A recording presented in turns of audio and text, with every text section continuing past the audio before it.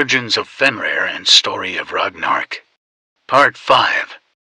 Scholar Robert Carlson describes the rest of the beginning of Ragnarök. Human bonds of kinship as well as traditional beliefs will shrivel and disappear. A listless anarchy will evolve. Then there will be a period of time known as Fimbulvetur, characterized by 3 winters of increasing severity with no summers in between. 3 roosters will crow, the crimson rooster Fjallar will crow to the giants. The golden cock Gullinkambi will crow to the gods, and a 3rd cock will raise the dead. The sun will be devoured by the wolf Skull, and his brother, Hati, will eat the moon, leaving the world in darkness. Earthquakes will set Fenrir the great wolf free, and he will open his mouth so wide that his upper jaw captures heaven, and his lower jaw the earth, and he will rampage through all the 9 worlds, destroying all that lives. Great mountains will fall in on their foundations. The seas will overrun the land as the serpent Jormungandr comes ashore. The ship Naglfar, built of the fingernails of the dead, comes over the waves, steered by the giant Rim. While a second ship, supplied by Hel and steered by Loki, brings Surtur and the fire giants to the battlefield where Odin, the gods, and the great heroes of Valhalla are arrayed for battle.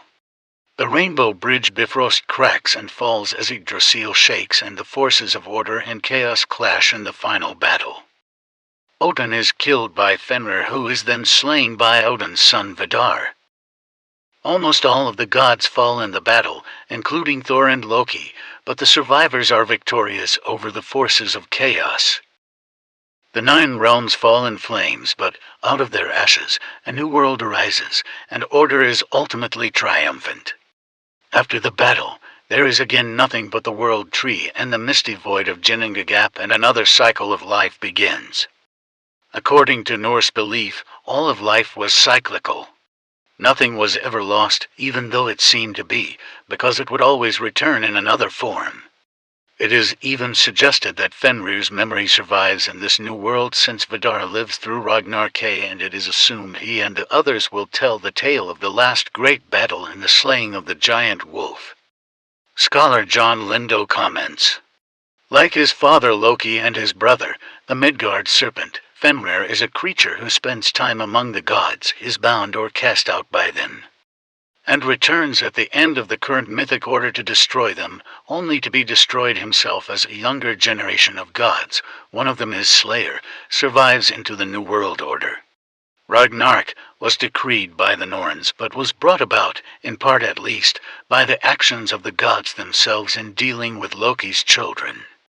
One of the most intriguing aspects of the stories is the question of free will versus predestination.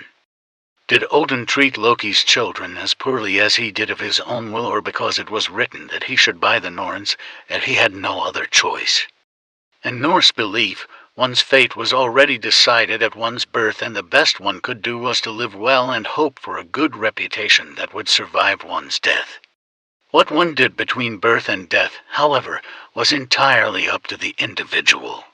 Considering this understanding, it is likely that Odin had a choice in how he treated Fenrir and chose poorly, thereby aligning the great wolf with the forces of chaos when he could have stood as an ally and defender of the established order of the gods.